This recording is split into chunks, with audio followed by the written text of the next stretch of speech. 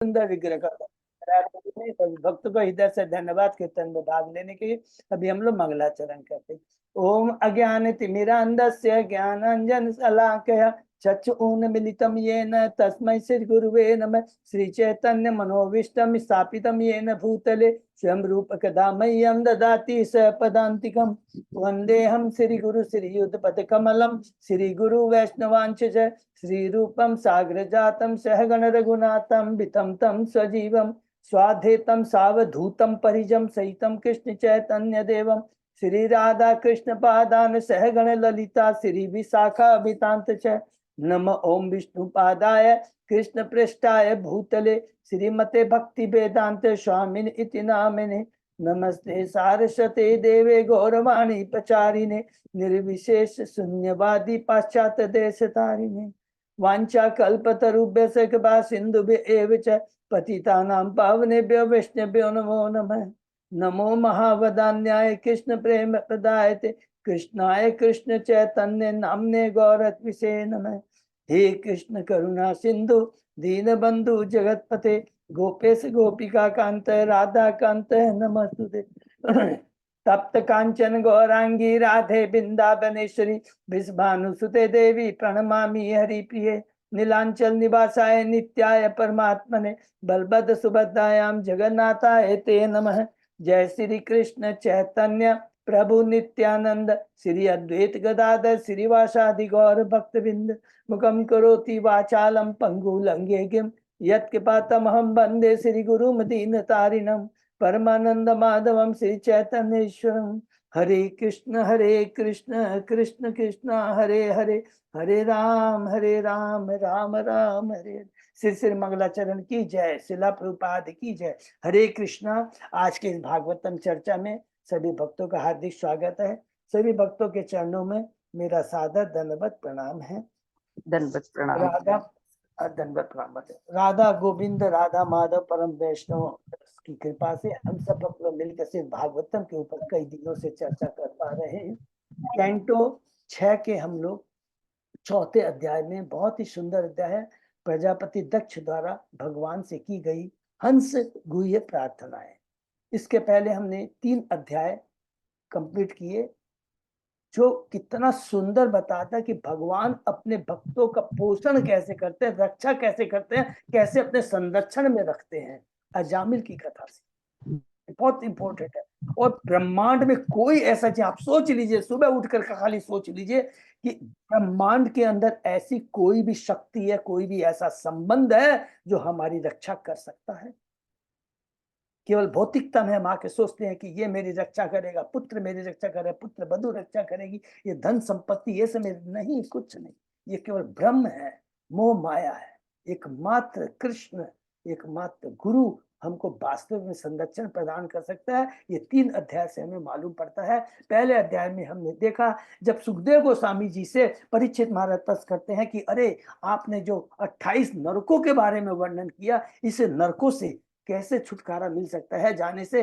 तो इससे हमको क्या मालूम पड़ता है? एक शुद्ध भक्त की चेतना, एक शुद्ध भक्त जो भगवान के आदेशों का पालन कैसे करता। भगवान ने कहा जा रे देखो तारे को, कृष्ण उपदेश हमारा आज्ञा गुरु है तारो एक देश।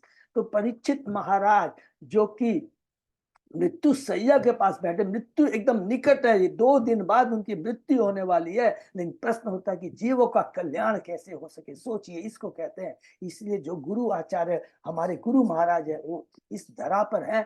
दिव्य भावना, दिव्य शक्ति और दिव्य शरीर को लेकर कहना चाहिए कि कैसे बद्ध जीवों का उद्धार हो सके। तो उसके उत्तर में सुखदेव गोस्वामी जी कहते हैं कि एकमात्र भक्ति भगवान की भक्ति ही है जो कि जिस हमारे सारे पाप कार्य को, खतपार को, सारे पाप करने की प्रवृत्ति को नष्ट करके भगवान से हमारा साथ टूटा हुआ संबंध स्थापित कर सकते हैं, एकमात्र भक्ति। और ये जो सब प्रायश्चित की विधि है ये तो हाथी के स्थान के समान है। और उसके इस बात को चरितार्थ करने के लिए, सिद्ध करने के लिए सुखदेव गोस्वामी जी अजामिल का उदाहरण देते हैं कि किस प्रकार अजामिल कितना उच्च कोटि का ब्राह्मण होकर भी किंतु असत्य का संग प्राप्त करके एक वैश्य का प्राप्त करने के सारे ब्राह्मण गुणों को खो देता है।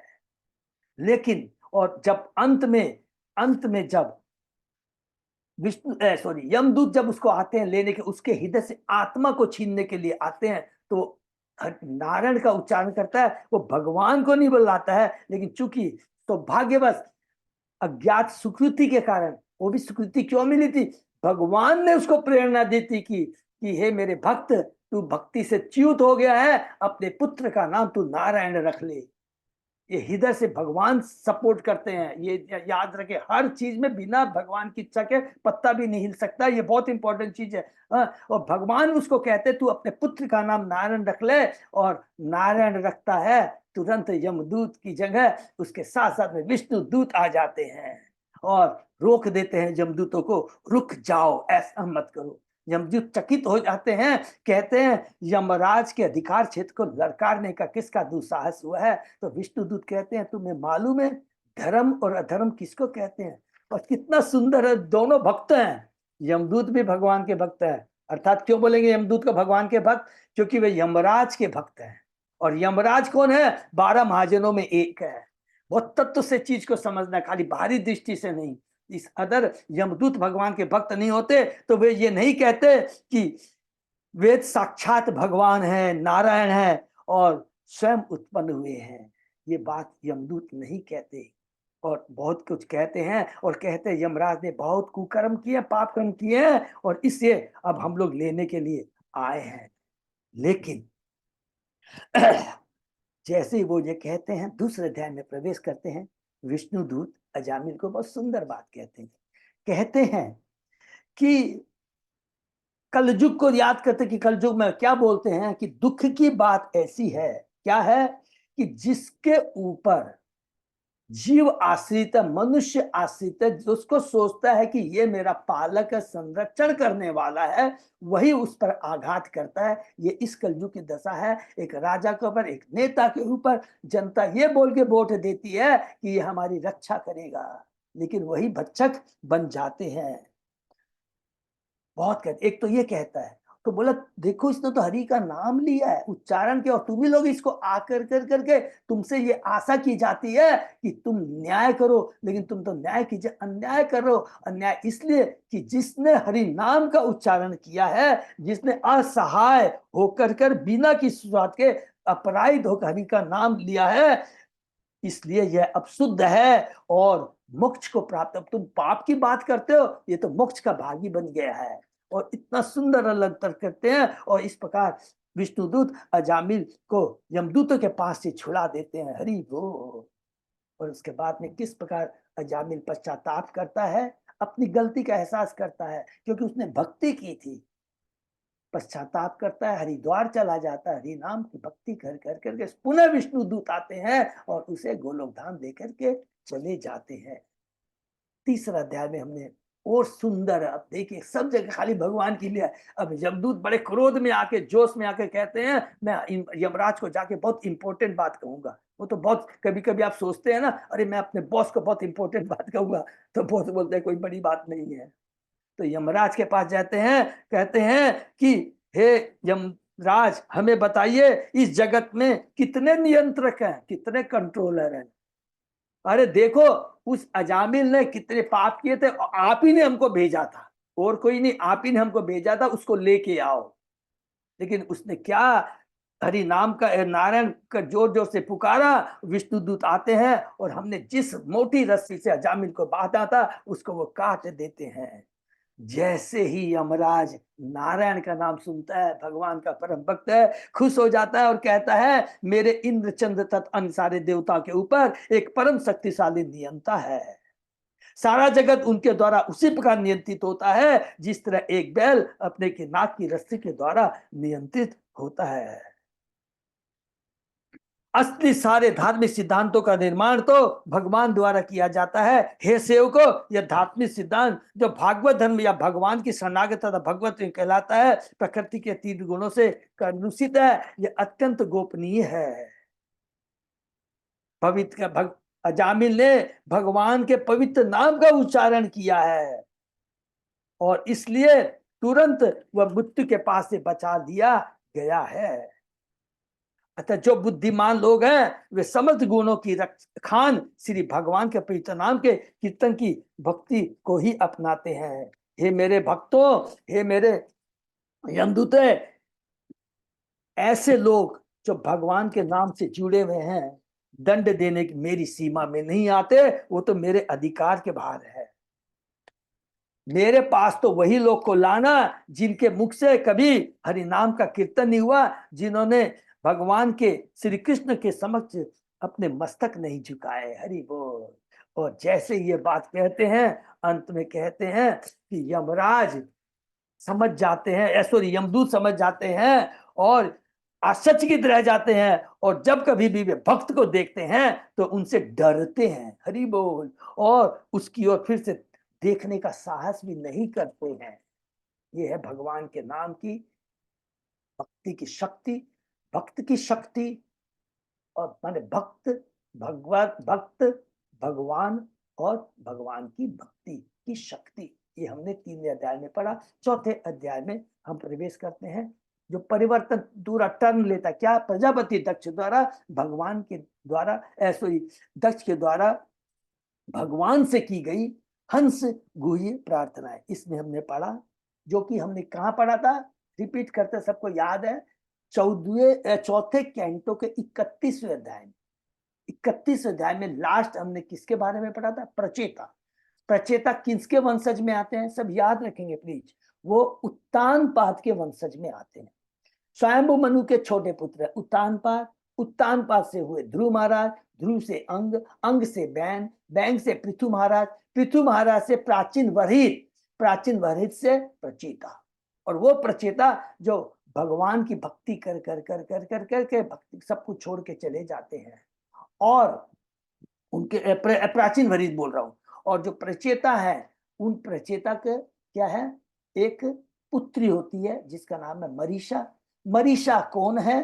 कंडू मुनि एवं प्रमलोचा जो अप्सरा है, उनसे हुई एक कन्या मरीचि है।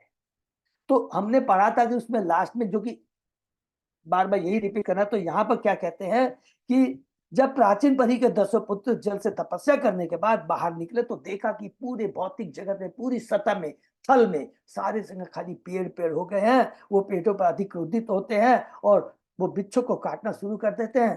तुरंत ही वहां पर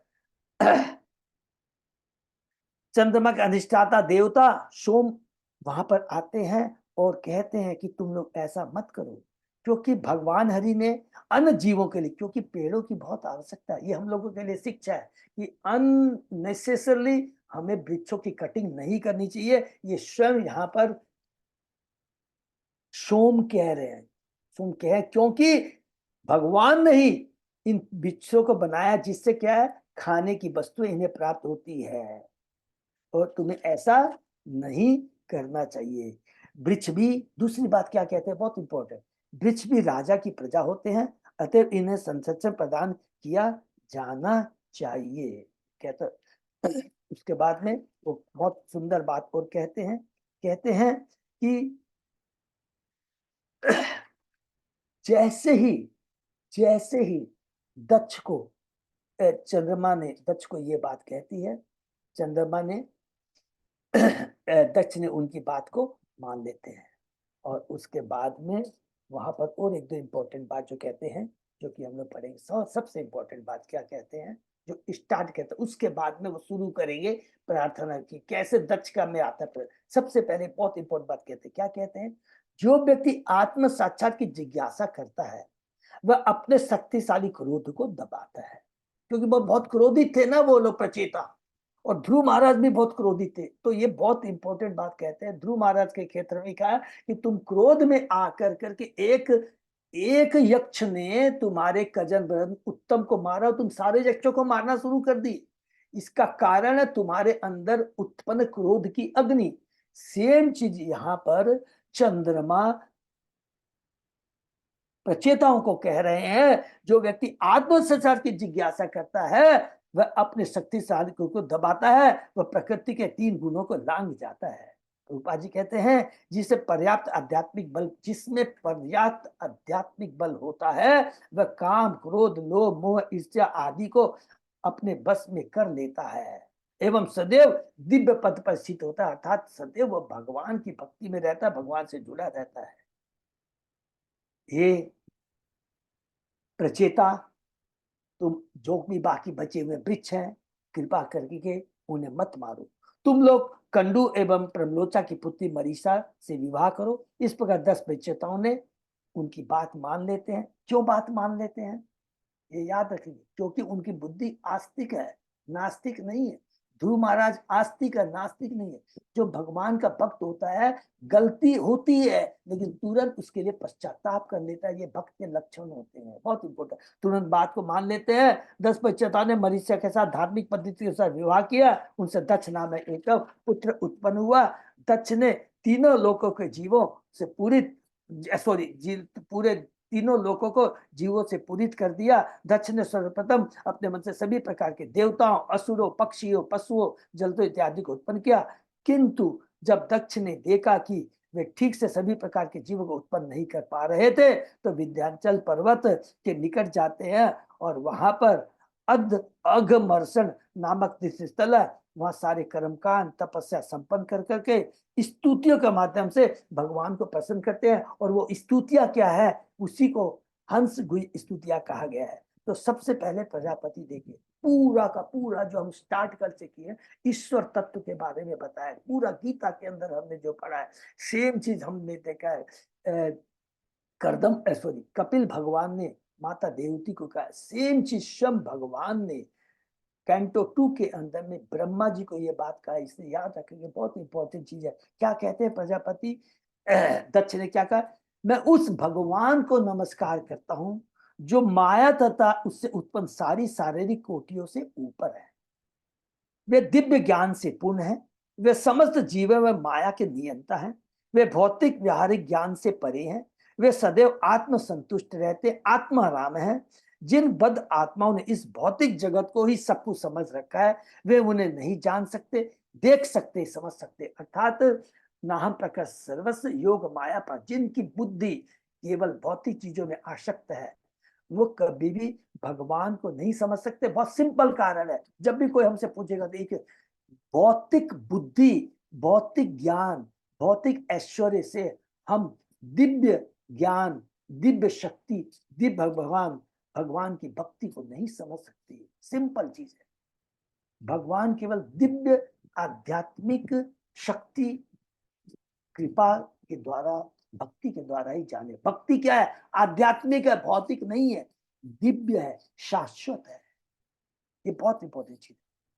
बद्धजीव उस परमात्मा को जो जिसके हृदय में विराजमान है, किस तरह उसकी इंद्रियों को निर्देश करते हैं, नहीं समझ सकता। अरे जीव कितना बद्धजीव हो गया है।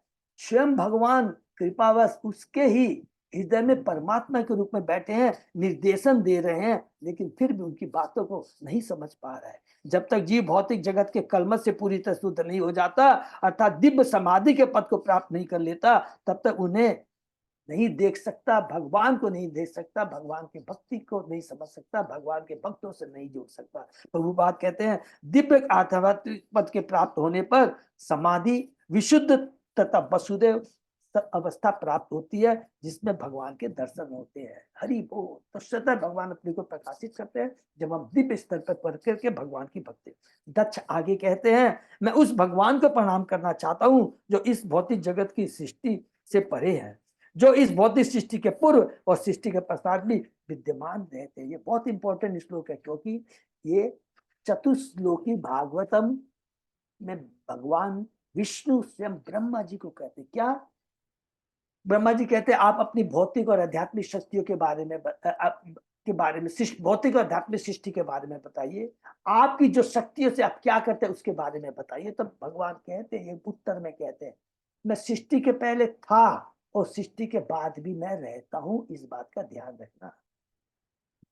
यहां तक हमने पढ़ा। उसके आगे आज और क्या कह रहे हैं दक्ष भगवान को हम लोग सुनेंगे। भगवान की किस प्रकार वो प्रार्थना करते हैं, ग्लोरिफिकेशन करते हैं, हम सुनते हैं। ओम नमो भगवते वासुदेवाय, ओम नमो भगवते वासुदेवाय, ओम नमो भगवते वासुदेवाय। नारायण नमस्कृत्य नरम चैव नरोत्तमं देवी सरस्वती व्यासं ततो जयम् उदीरये।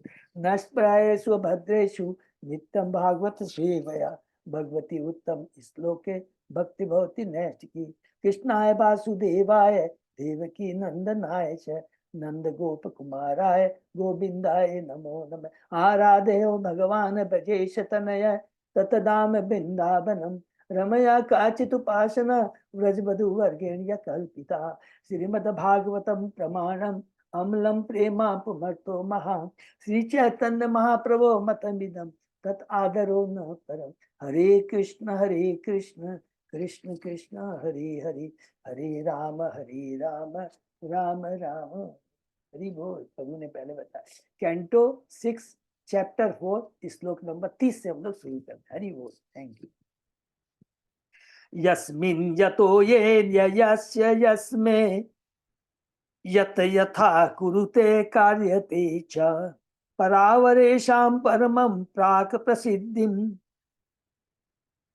तत ब्रह्म तत हेतु अनन्यत एकम।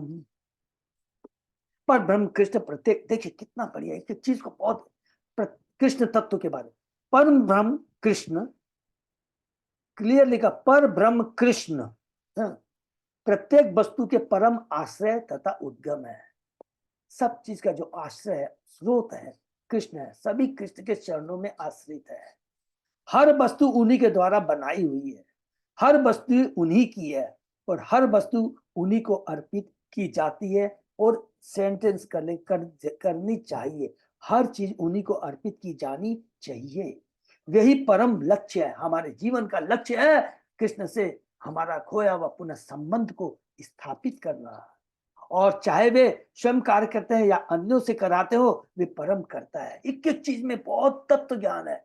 चाहे तो स्वयं करते हैं, अन्यों से करवाते हैं। जितने भी देवता हैं, हमसे भी जो कोई काम होता है, अगर हम थोड़ा भी प्रचार कर रहे हैं तो समझ लीजिए कृष्ण करवा रहे हैं हमारे माध्यम से। कितनी बड़ी हमारे ऊपर कृपया है। हमारे पास धन है, अगर हम धन को भगवान की सेवा में लगाते हैं तो ये नहीं सोचते हमने किया, ये भगवान की असीम कृपा जो हमसे ये कार्य करवा रहे हैं।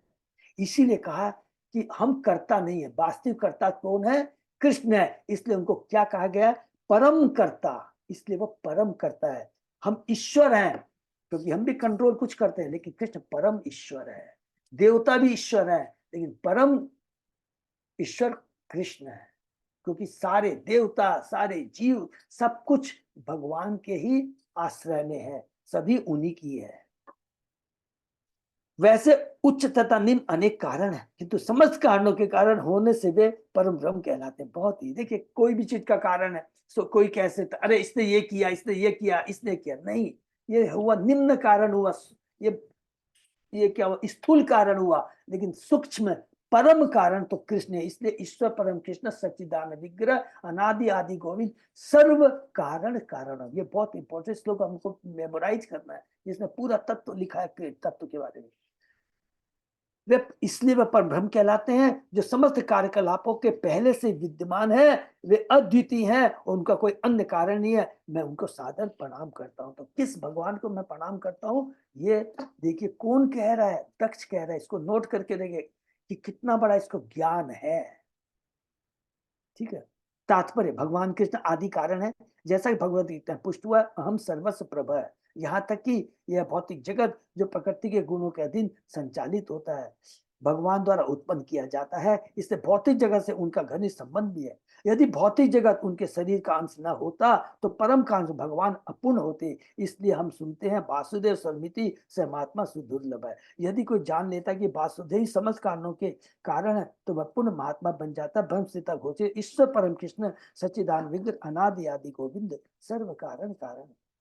बहुत गोविंद कहे जाने वाले कृष्ण परम नियंता है। उनका शरीर नित्य आनंदमय तथा आध्यात्मिक है। वे सबों के उद्गम है, उनका कोई अन्य उद्गम नहीं, क्योंकि वह समस्त कारणों के कारण है। परम ब्रह्म तत् ब्रह्म समस्त कारणों के कारण है, किंतु इसका कोई कारण नहीं है। अनादि आदि गोविंद सर्व कारण कारण। गोविंद यानी कृष्ण, गोविंद यानी कृष्ण समस्त कारणों का कारण है, किंतु गोविंद रूप में उनके प्राकृतिक का कोई कारण नहीं है। गोविंद विभिन्न रूपों में विस्तार करते हैं, फिर भी वे सारे रूप एक है। जैसा कि मध्वाचार्य ने पुष्टि के अनन्य सदिशा भावात एको रूपाद्य भेदता है। कृष्ण का तो न कोई कारण है न कोई सादृश है, वे एक है क्योंकि उनके विविध रूप यथा स्वांश तथा विभांश उनसे अभिन्न है। स्वांश और विभांश, स्वांश जिनके जो कि विष्णु तत्व होते हैं, विभांश जो हम लोग बोलते हैं जीव तत्व होते हैं, प्राय जीव तत्व होते हैं, जैसा कि आचार्य बोलते हैं। यत शक्तियो वदताम वादिनाम वे विवाद संवाद भुवो भवन्ति कुर्वन्ति चैषाम मुहु आत्ममोहम तस्मे न मे अनंत गुणाय भूमनि।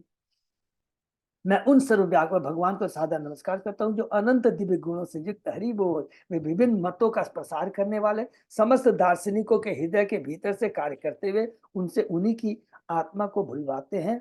कभी उनमें परस्पर मंतव्य कराते हैं और तो कभी मत विविध कराते हैं, मतलब मायावादियों को, इनको माने ज्ञानियों को मायावादी। इस तरह वे इस भौतिक जगत में ऐसी स्थिति उत्पन्न करते हैं जिससे वे दार्शनिक किसी निष्कर्ष नहीं पहुंच पाते। मैं उन्हें नमस्कार करता हूँ। तो वो दार्शनिक जो कि केवल दर्शन के ऊपर केवल कि भगवान निराकार है, इसके ऊपर तो भगवान कहते हैं ठीक है, तू बोलता खाली निराकार है, तो भगवान भुला देते हैं उसको। सर्वस्य चाविधि सन्निष्ठो मत स्मृति ज्ञानम पोहनम छ, जो कुछ भी है भगवान से होता है। अनादिकाल से अथवा विराट जगत के सृष्टिकाल से बद्ध आत्माओं ने दार्शनिक चिंतन के विविध वर्ग बना रखे हैं, किंतु भक्तों के साथ ऐसा नहीं है। भक्तों में सृष्टि पालन संहार के विषय में भिन्न भिन्न विचार है, लेकिन भक्तों के विचार एक ही है। क्या है? कृष्ण ही सर्व कारण कारणम, सृष्टि के पालन करना, संहार करता, सृष्टि करता सब कृष्ण ही है।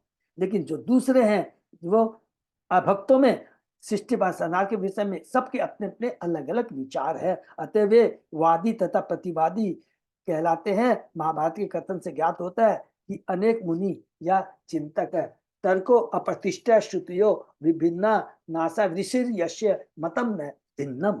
सारे चिंतक अन्य चिंतकों से मतभेद रखते हैं, एक चिंतक दूसरे। उसी प्रकार हमने साइंटिस्ट को देखा, एक साइंटिस्ट आता है दूसरे साइंटिस्ट की बात को काट देता है।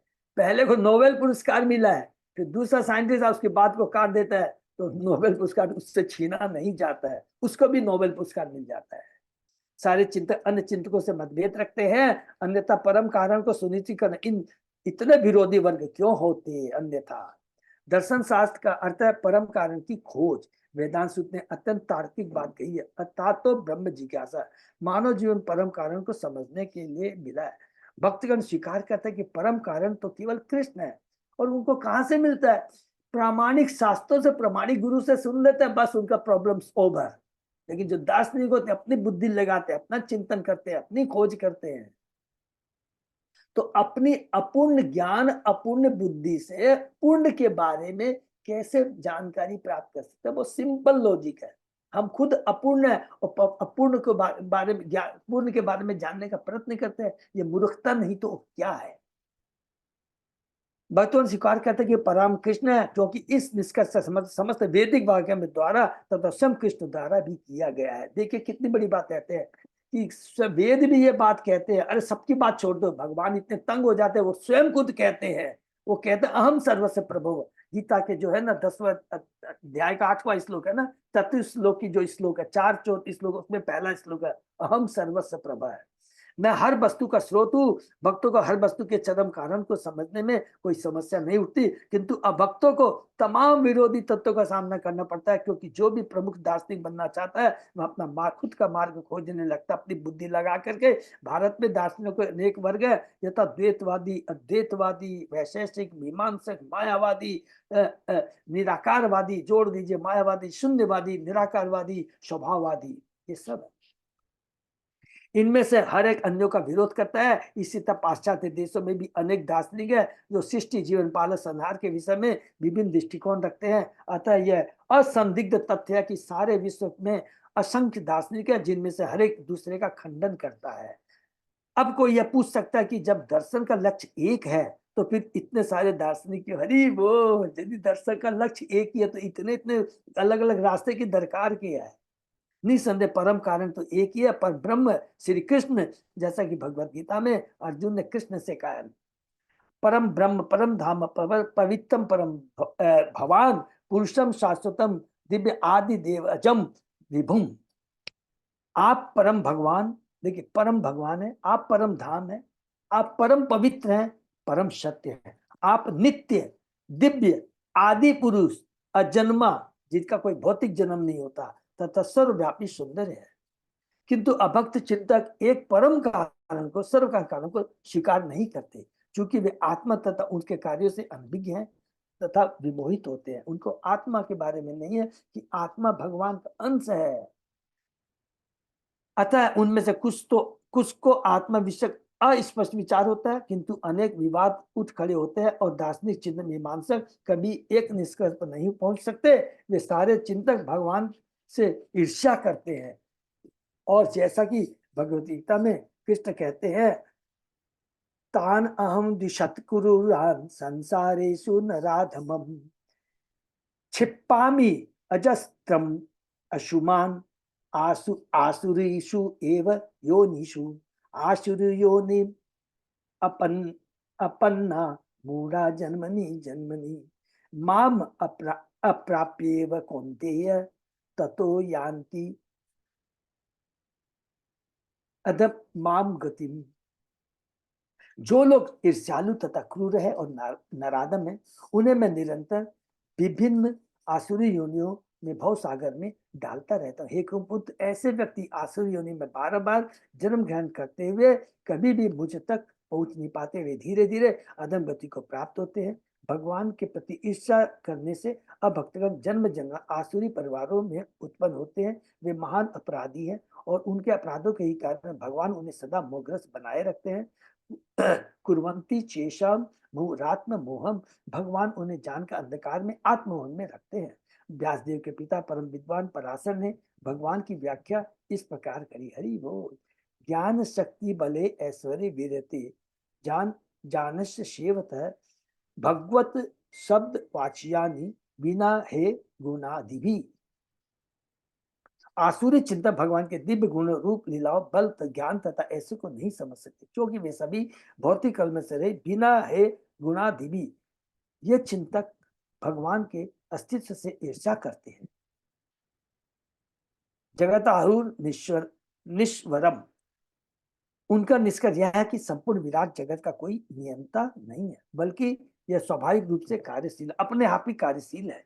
इस तरह वे जन्म जानते अंधकार में रखे जाते हैं और वैसे भी कारणों के असली कारण को नहीं समझ सकते। यही कारण दार्शनिक चिंतक के अनेक पंथ होने का। इसलिए अलग अलग चिंतक, अलग अलग जो अलग अलग उनका पथ है, लेकिन जब भगवान का भक्त है सबका एक ही मत है। ईश्वर परम कृष्ण सज्जदानंद विग्रह अनादि आदि गोविंद सर्व कारण कारणम।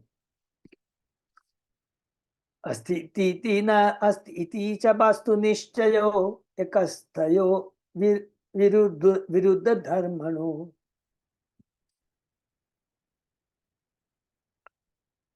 अवेक्षितम किंचन योग साक्ष्यो समम परम ही अनुकूलम बृहत तत बृहत तत।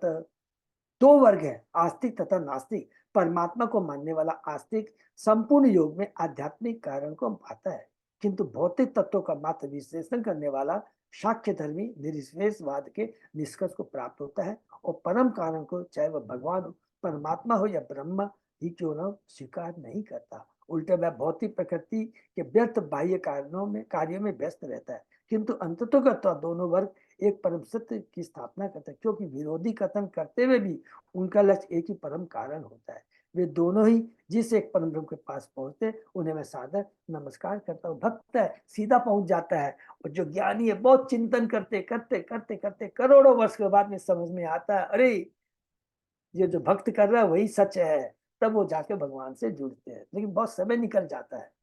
वस्तुतः इस तरह के दो पक्ष, कुछ कहते हैं ब्रह्म के कोई आकार नहीं होता, निराकार होता है, और कहते हैं कि ब्रह्म की आकार है, साकार है। अतः आकार शब्द उभयनिष्ठ है, यद्यपि कुछ इसे स्वीकार करते हैं अस्ति या आस्तिक, जबकि अन्य लोग इसका निषेध करते हैं नास्ति अथवा नास्तिक। चूंकि भक्त आकार को मानता है जो दोनों के लिए उभयनिष्ठ, अतः वह आकार को सादर नमस्कार करते हैं, भले ही अन्य लोग तर्क करते रहते ब्रह्म के आकार है या नहीं। तो भगवान भी तो निराकार है।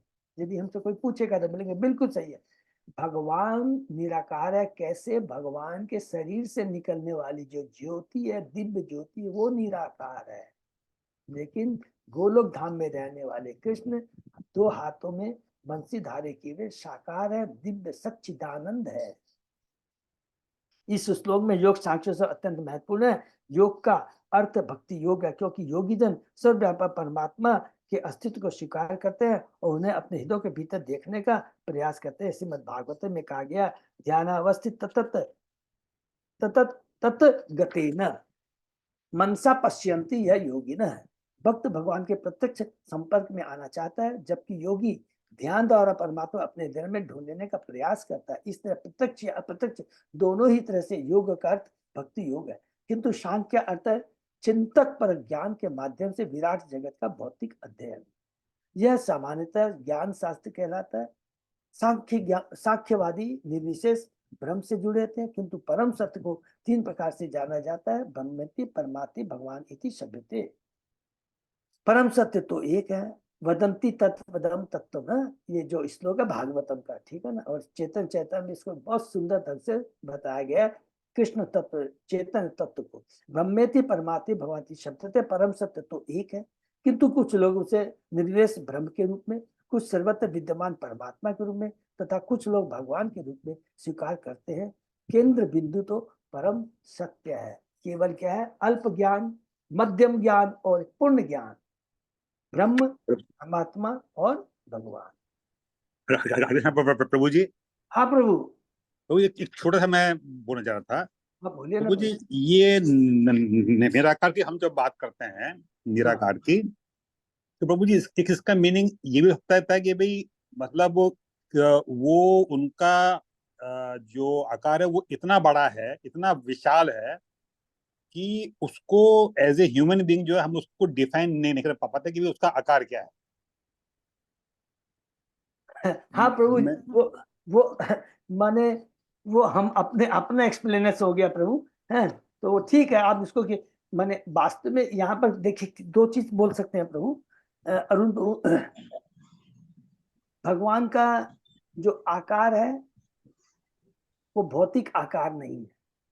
इसलिए कभी लोग बोलते हैं जब आपको इससे को फाइट करना हो, नहीं, शास्त्र सिंपली जो कहते हैं दो ही चीज उत्तर देते हैं। जब आप निराकार कहते हो तो गलत नहीं कहते हो, लेकिन आपका ज्ञान क्या अल्प ज्ञान है। राइट राइट राइट राइट, अल्प ज्ञान है, बस खाली यही बोल देंगे। हाँ, मतलब मीन्स मतलब हम उसको कोई डिफाइन नहीं कर पाते थे कि सब ये भैया भैया ये क्या है ये। हाँ, और जब भक्ति के हिसाब से जाएंगे तो सिंपल है, एक ही श्लोक है ना, वो सारे को डिफीट करता है। प्रभु आप विश्वास कीजिए, इस श्लोक से सारे बड़े निराकारवादी है जितने भी है ना, सब डिफीट हो गए थे। बोले हाँ तुम लोग तो भगवान कहते हैं, चेतन महाप्रभु कहते हैं चेतन चरितामृत में कृष्ण के विराट को कहते, अरे आप गलत नहीं हो, हमेशा तर्क नहीं करते, अरे आप सही कहते हो।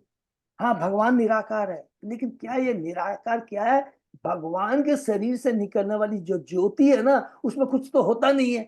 तो ज्योति में आपको कुछ दिखाई नहीं, खाली ज्योति ज्योति दिखती है, वो निराकार है। लेकिन ये आती कहाँ से है, उस साकार से आती है। जी जी प्रभु जी, प्रभु जी, प्रभु क्यों ठट कर उसका मुंह बंद कर देते हैं। ये चीज तो बहुत सुंदर है ये श्लोक प्रभु, है प्रभु। जी प्रभु जी। यद्यपि निर्विशेष केंद्र बिंदु तो परम सत्य है। यद्यपि निर्विशेषवादी तथा सगुणवादी एक दूसरे से झगड़ते हैं, किंतु वे उसी पर ब्रह्म, उसी परम सत्य पर एकाग्र होते हैं। योग शास्त्र में कृष्ण का वर्णन इस प्रकार, कृष्णम पिशंगांबरम अंबुजे क्षणम चतुर्भुजम शंख गदा युधा युद्धम। इस तरह से भगवान के शारीरिक स्वरूप, उनके अंगों तक उनके वेद का वर्णन किया गया है, किया जाता है। किंतु सांख्य शास्त्र भगवान के दिव्य रूप के अस्तित्व को नहीं मानता। सांख्य शास्त्र कहता है कि परम ब्रह्म के तो न तो हाथ है, न पाव और न नाम। ही नाम रूप गुण पाणी पादम चक्षु श्रोत मेकब द्वितीय द्वितीयमपि नाम रूपाधिकम नास्ति। वैदिक मंत्रों में अपाणी पादो पावनी जब नो ग्रहित कहा गया, अर्थात परमेश्वर के पांव तथा हाथ नहीं है, किंतु जो भी उन्हें अर्पित किया जाता है उसे वे स्वीकार कर सकते हैं। वस्तुतः ऐसे खत्म यह स्वीकार करते हैं कि ब्रह्म के हाथ पांव है, किंतु इस बात से इनकार करते हैं कि उनके भौतिक हाथ पांव है।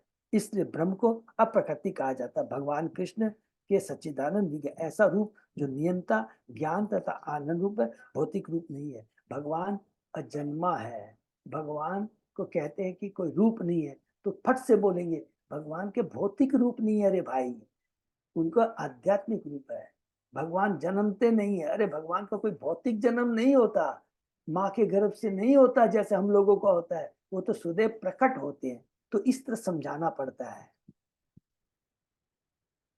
ऐसे रूप को नियंता, ज्ञान, आनंद भौतिक नहीं है। साक्ष्यवादी या ज्ञानी भौतिक रूप को नहीं मानते, और भक्तगण भी भक्ति वाले जानते कि परम से भगवान के कोई भौतिक रूप नहीं है। ईश्वर परम की सच्चिदानंद अनादि आदि गोविंद सर्व कारण कारणम। गोविंद कहने वाले कृष्ण परम नियंता है। उनका शरीर नित्य आनंदमय तथा आध्यात्मिक है। ये सबों के उद्गम है, उनका कोई अन्य उद्गम नहीं है। तभी तो उनको कहे आदि कारण, आदि भगवान, आदि कृष्ण, आदि भगवान, अर्थात वो जिनका कोई उद्गम नहीं है, क्योंकि वह समस्त कारणों के आदि कारण है। बिना हाथ पांव वाले ब्रह्म की धारणा तथा हाथ पांव युक्त ब्रह्मा की धारणा स्पष्ट परस्पर विरोधी है, किंतु दोनों ही परम पुरुष के विषय में एक ही सत्य पर जाकर मिल जाती है। इसलिए यहाँ पर प्रयुक्त वस्तु निश्चय शब्द यह सूचित करता है कि योगी तथा शायद दोनों ही सत्यता पर विश्वास करते हैं, किंतु वे भौतिक तथा आध्यात्मिक पहचानों के विभिन्न दृष्टिकोण के वे उसके विषय में वाद विवाद करते हैं। पर ब्रह्म यह बृहत उभयनिष्ठ बिंदु है। सांख्यवादी तथा योगी दोनों ही एक ब्रह्म पर स्थित है, किंतु अपने भिन्न भिन्न दृष्टिकोणों के कारण उनमें भेद है। भक्ति शास्त्र में दी गए निर्देश सही दिशा को इंगित करता है। बोल एकदम सुंदर पढ़ेंगे, क्योंकि भगवत गीता में भगवान कहते हैं भक्त्या माम भी अभी जानाति, एकमात्र भक्ति द्वारा मैं जाना जा सकता हूँ। भक्तजन जानते कि परम पुरुष के कोई रूप नहीं है, बल्कि ज्ञानी भौतिक रूप का केवल निषेध करते। अतः मनुष्य को भक्ति मार्ग की शरण लेनी चाहिए, तभी हर बात को स्पष्ट हो सकेगी।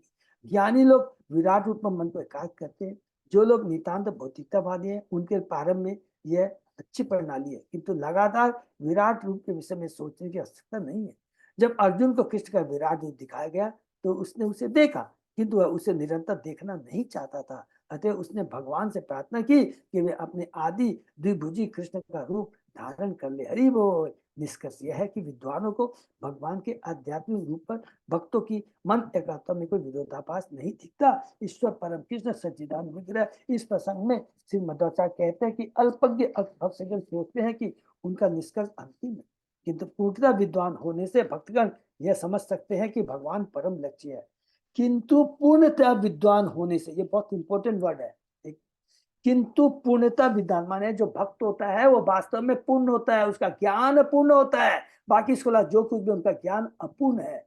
उसका ज्ञान पूर्ण इसलिए है क्योंकि उसने पूर्ण से ही ज्ञान प्राप्त किया है। भगवान के द्वारा जो शास्त्र है, भगवान की जो वाणी है वो पूर्ण है। भगवान के जो भक्त है उनका ज्ञान है वो पूर्ण है, क्योंकि परंपरा से, प्रामाणिक गुरु से उन्होंने ज्ञान प्राप्त किया है। इसलिए हम लोग अपने को क्या, पूर्ण विद्वान, पूर्ण ज्ञानी है। ये बोलने में जरा भी हिचक नहीं होना चाहिए। यो अनुग्रह अर्थम भजताम पादमूलम अनाम रूपो भगवान अनंत नामामि रूपाणि च जन्म कर्म भी भेजे समयम परम प्रसिद्ध तू। भगवान जो कि अचिंत रूप से ऐश्वर्यवान है, जो सारे भौतिक नामों, रूप तथा लीलाओं से रहित है तथा जो सर्व व्यापक है, वे उन भक्तों पर विशेष रूप से दयालु रहते हैं जो उनके चरण कमलों की पूजा करते हैं। तो इसलिए भगवान को पक्षपाती नहीं कह सकते। वे सब पर देखिए, सर्व व्यापक है, समदर्शी है। दोनों चीज को याद रखें, भगवान समदर्शी है। समदर्शी क्यों है? क्योंकि सभी उनकी अंश हैं, उनका कोई भेदभाव नहीं रहता है। लेकिन फिर भी उन भक्तों पर विशेष रूप से कृपालु रहते हैं जो उनके चरण कमलों की पूजा करते हैं। क्यों करते हैं कृपालु चरणों की? इसलिए नहीं कि वो मेरी भक्ति करता है। बहुत ध्यान से सुने, ये बहुत सूक्ष्म इसमें तत्व है कि भगवान को मालूम है कि ऐसे ही भक्त दूसरे जो अभक्त है, मूर्ख है, उनको ये ज्ञान प्रदान कर सकते हैं। अगर हम सोचे कि मैं बहुत बड़ा भक्त हूँ, 24-16 माला कर रहा हूँ, सब ज्ञान प्राप्त है, लेकिन दूसरे भक्तों को भक्ति में लाने का प्रयत्न नहीं करते हैं, तो हम वास्तव में भक्त नहीं है। भगवान को खुशी नहीं होगी। भक्त हम कब कहलाने लायक योग्य होंगे, इस चीज को भी हमको समझना है। इस तरह वे विभिन्न लीलाओं से दिव्य रूप और नामों को प्रकट करते हैं। ऐसे भगवान जो सच्चिदानंद विग्रह है, मुझ पर कृपालु हो। हरि बोल। महत्वपूर्ण शब्द अनाम रूप के विषय में श्री श्रीधर स्वामी कहते हैं, प्राकृतिक नाम रूप रहित तो भी। अनाम शब्द कहता है बिना नाम का, यह सूचित करे भगवान का कोई भौतिक नाम नहीं है। ये सबसे बड़ा। अपने पुत्र को पुकारने के लिए नारायण का नाम उच्चारण करने मात्र से अजामिल को मोक्ष मिल गया, क्योंकि उसने कोई भौतिक नाम नहीं लिया था, उसने आध्यात्मिक नाम का उच्चारण किया था। इसका अर्थ है कि नारायण कोई सामान्य सांसारिक नाम नहीं, यह अभौतिक है, अर्थात यह आध्यात्मिक है। इस नाम सब सूचित करता है कि भगवान के नाम भौतिक जगत से संबंधित नहीं होते। हरे कृष्ण महामंत्र की ध्वनि भौतिक ध्वनि नहीं है, ये दिव्य ध्वनि है। इससे भगवान का रूप, उनका प्राकट्य तथा कार्य सभी अभौतिक है। जन्म कर्म चाहे में दिव्य मेवम यो वेति तत्वतः है, एकदम क्लियर यहाँ पर। भक्तों तथा भक्तों के प्रति अपने अहेतु की कृपा प्रसिद्ध करने के लिए भगवान कृष्ण इस भौतिक जगत में नाम रूप लीलाओं के साथ प्रकट होते हैं, जो सारे के सारे दिव्य है, आध्यात्मिक है, भौतिक नहीं है। इसे न समझने वाले बुद्धिहीन व्यक्ति इन नाम रूप तथा लीलाओं को भौतिक सोचते हैं और इसलिए वे उनके नाम या रूप को स्वीकार करने से इनकार करते हैं। और भक्तगण जो यह कहते हैं कि ईश्वर का नाम नहीं है, और भक्तगण जो ये जानते हैं कि उनका नाम भौतिक नहीं है, उन दोनों के निष्कर्ष जांच करने पर व्यवहारता एक है। भगवान के कोई यदि माने उनका बोलने का मतलब, यदि कोई अभक्त कहता है अरे भगवान को कोई नाम नहीं, हाँ तू सही बोल रहा है, क्योंकि भगवान का कोई भौतिक नाम नहीं है। बहुत सुंदर प्रभुपाद जी की थ्योरी है, एक्सप्लेनेशन है, सॉरी। भगवान के कोई भौतिक नाम रूप जन्म आविर्भाव या तिरोभाव नहीं होता, किंतु फिर भी वे जन्म लेते हैं। जैसे भगवान ने कहा, अजोपि संभयात्मा भूतानाम ईश्वरो अपि सन प्रकृति स्वामिष्टा संभवात्म भवात्म माया। यद्यपि भगवान अजन्मा अज है और उनके अर्थात भौतिक, उनके शरीर में भौतिक परिवर्तन नहीं होते, फिर भी वे अवतार के रूप में प्रकट होते हैं और अपने को सदैव दीपक पर शुद्ध तत्व पर बनाए रखते हैं। यह अपने भक्तों के प्रति उनकी विशेष कृपा है। अन्य लोग इस बात को तर्क करते रहे कि परम ब्रह्म के रूप है कि नहीं, किंतु जब भक्त भगवान को साक्षात देखता है तो आध्यात्मिक रूप से भावमय हो जाता है। अज्ञानी लोग कहते हैं कि भगवान कुछ नहीं करते, वस्तु तो उनके पास करने के लिए कुछ भी नहीं है, फिर भी उन्हें सब कुछ करना होता, क्योंकि उनकी आज्ञा के बिना कोई कुछ नहीं कर सकता। किंतु अज्ञानी यह नहीं देख सकता कि वे किस तरह कार्य करते हैं, क्योंकि उनके कर्म जन्म दोनों ही दिव्य होते हैं और किस तरह समुची प्रकृति उनके निर्देशन में कार्य करती है। माया दक्षिण प्रकृति है, उनकी विभिन्न शक्तियां अच्छी तरह कार्य करती है। हरि बोल। न तस्य कार्य करणम च विद्यते, न तत्समश्च अधिकश्च दृश्यते, परास्य शक्ति विविधेव श्रूयते, स्वाभाविकी ज्ञान बल क्रिया च। उन्हें स्वयं कुछ भी नहीं करना पड़ता, क्योंकि उनकी शक्तियां पूर्ण है, अतः हर काम उनकी इच्छा से तुरंत पूर्ण हो जाता है। जिन लोगों को भगवान की अनुभूति नहीं हुई, वे यह नहीं समझ सकते कि वे किस तरह कार्य करते हैं, अतः वे यह सोचते हैं कि यदि ईश्वर हो भी तो उसे न तो कुछ करना पड़ता है, न इसका न है उसका कोई विशेष नाम। वस्तु भगवान के दिव्य कार्यकलापों के कारण उनका नाम पहले से विद्यमान है। भगवान कभी कभी गुण कर्म नाम कहलाते हैं, क्योंकि उनके आपको गाड़ी बैठ करके निकाल उस दिन में क्या चक्कर, क्योंकि उनके दिव्य कारकों के अनुसार उनका नाम रखा जाता है। उदाहरणार्थ कृष्ण का अर्थ सर्व आकर्षक, यह भगवान का नाम है, क्योंकि उनके दिव्य गुण उन्हें अति आकर्षित बनाते हैं। छोटे बालक को उन्होंने गोवर्धन पर उतरा और अपने बाल पर उन्होंने कई असुरों को मारा, ऐसे कार्य अति आकर्षक है। इसलिए वे कभी कभी गिरिधारी माने गिरधारी जो गोवर्धन पर उनको उठाने वाले, मधुसूदन मधु नामक सुदन को मारने वाले, अग्नि अग्नि सुदन इत्यादि कहलाते हैं। क्योंकि उन्होंने नंद महाराज के पुत्र की भूमिका निभाई, इसलिए वे नंद तनुज कहलाए। वे ये नाम पहले से हैं, किंतु बात यह है कि भक्तगण भगवान के नामों को समझ नहीं पाते, अतः वे कभी कभी अनाम यानी बिना नाम के कहलाते हैं। इसका यह हुआ कि उनका कोई भौतिक नाम नहीं है। बस यही मेन बात यहाँ पर प्रभुपाद जी तात्पर्य कहते हैं। उनके सारे कार्यकलाप आध्यात्मिक है, इसलिए उनके नाम आध्यात्मिक है। भगवान कोई कार्य नहीं करते, भगवान कोई भौतिक कार्य नहीं करते हैं, केवल ये भगवान के सारे कार्य दिव्य होते हैं। समानता अल्पलोक इस भाव में रहते कि भगवान के कोई रूप या आकार नहीं होते, इसलिए वे अपने आदि कृष्ण सच्चिदानंद विग्रह के रूप में कुरुक्षेत्र के युद्ध में भाग लेने के अपने लक्ष्य को तथा भक्तों की रक्षा करने और असुर के विनाश की लीला को पूरा करने के लिए प्रकट होते हैं। परित्रा नाम साधु नाम विनाशाय दुष्कृताम, यह तो उनकी कृपा है। जो लोग यह सोचते हैं कि भगवान के कोई रूप नहीं है और करने के लिए उनके पास कोई काम नहीं है, उन्हें यह दिखाने के लिए ही कृष्ण आते हैं कि सचमुच में वे काम करते हैं। हरि बोल। वे इतने यशस्वी ढंग से कार्य करते हैं कि कोई अन्य भक्त ऐसे असामान्य कार्य नहीं कर सकता। जितने वो मनुष्य रूप में प्रकट हुए थे, किंतु उन्होंने 16,108 पत्नियों के साथ विवाह किया था, जो सामान्य व्यक्ति के बूते की बात नहीं है। इसलिए उनके काम जो होते हैं असाधारण होते हैं, सब कुछ उनका असाधारण है।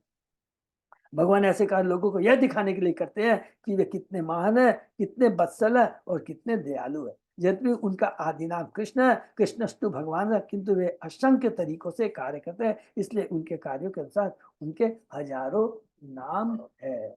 तो कितना बढ़िया, देखिए एक एक चीज को यहाँ पर केवल कृष्ण के बारे में कितना सुंदर डिटेल से यहाँ पे समझाया गया है। प्रभु जी यही विराम दे क्या, क्योंकि बड़ा है 34 भी। अच्छा ओके, हाँ प्रभु यही में बहुत बड़ा ये तो, हरि बोल। ठीक है प्रभु। तो देखिए हम लोग कृष्ण धीरे प्रभु जी साधु प्रणाम। सादर प्रणाम बताइए। एक चीज यहाँ पर देखिए बहुत है कि इतना सुंदर एक्सप्लेनेशन प्रभुपाद जी के अलावा और कहीं भी हमको मिल सकता है।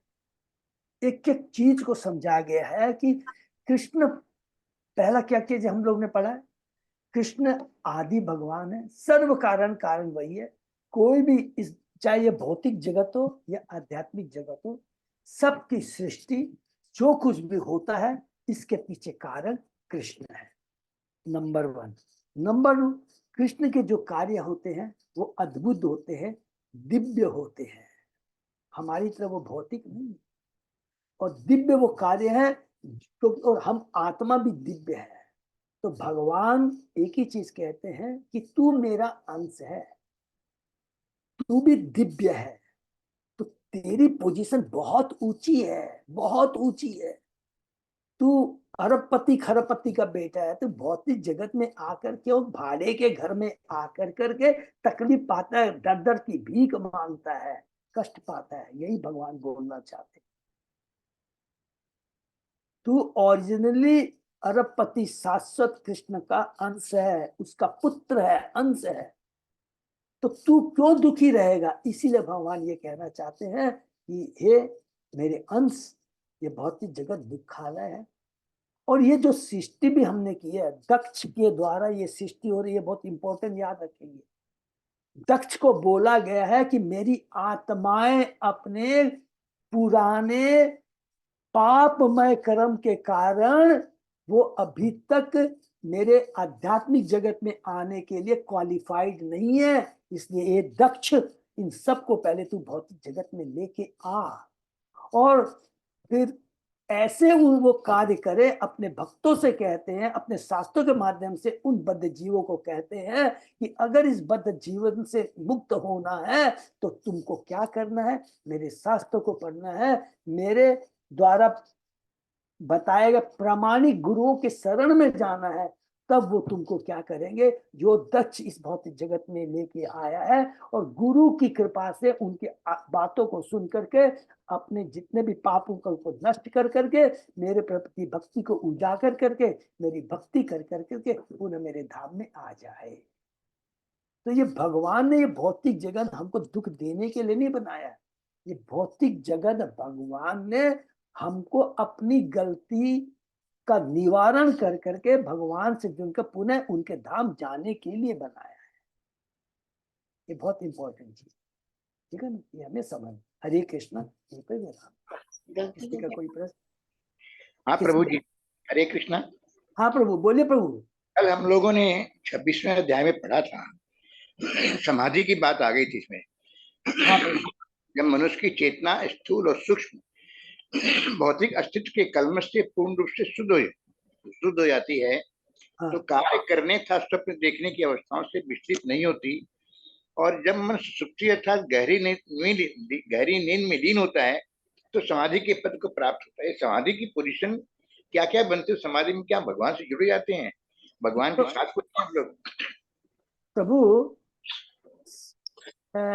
मैं आपको एक बहुत अच्छा एग्जाम्पल देता हूँ, सब लोग बहुत ध्यान से, बहुत अच्छा प्रश्न है।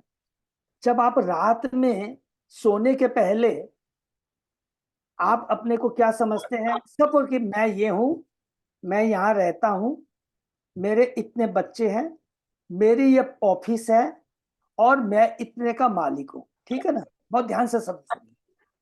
जब 10 बजे गहरी निद्रा में सो जाते हैं और 4 बजे गहरी निद्रा से उठते हैं, तो 10 बजे से 4 बजे के बीच में आपको मालूम रहता है कि मैं मालिक हूं, मैं करोड़पति हूं, मैं अरबपति हूं, मैं यहाँ हूं। उस समय आपकी चेतना कैसी रहती है? हाँ प्रभु। कुछ नहीं ना, मैं कुछ नहीं। वही चीज है समाधि का मतलब क्या होता है कि कोई भी चीज के प्रति आपकी आसक्ति नहीं है। माने समाधि माने केवल कुछ नहीं, ये सब कुछ नहीं, एकदम कुछ नहीं।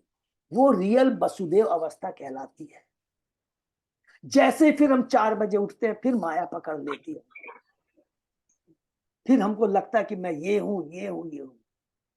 तो समाधि का मतलब होता है, वसुदेव अवस्था का मतलब ये होता है कि ऐसी चीज जिसके प्रति जो आपके बंधन का कारण है। समाधि में जाने का मतलब होता है कि जो चीज आपको बांधती है उससे मुक्त होना, वो अवस्था समाधि कहलाती है। वही वास्तविक प्योर चेतना कहलाती है और वही वास्तविक स्थिति वसुदेव अवस्था कहलाती है। तो उस अवस्था में अब आप क्या कर सकते हैं? उस अवस्था में आने के बाद ही आप भगवान की शाश्वत भक्ति कर कर कर करके आप भगवान के धाम जा सकते हैं। अब ये इसमें भी एक प्रश्न है, भगवान के धाम के जाने का मतलब क्या है? भौतिक जगत में रहते हुए भी आप भगवान के धाम में हैं, क्योंकि आपकी उस समय चेतना सब कुछ कृष्णमय होती है। और आप विश्वास करेंगे कि जो हमारे गुरु आचार्य होते हैं, आज वो कोई भी कभी ऐसा नहीं कहते कि मैं भौतिक जगत में हूं, क्योंकि वो वास्तव में भौतिक जगत में है ही नहीं। उनकी सारी चेतना, सारा ज्ञान, सब कुछ समर्पण, सोच कृष्णमय होती है। गुरु महाराज को मैं बार बार अभी देखता हूँ, आप विश्वास कीजिए, इतने भौतिक कष्ट है आज तक मैंने कभी नहीं सुना। आज तक वो ये भी वर्ड कहते हो कि मुझे तकलीफ है, कष्ट है मेरे।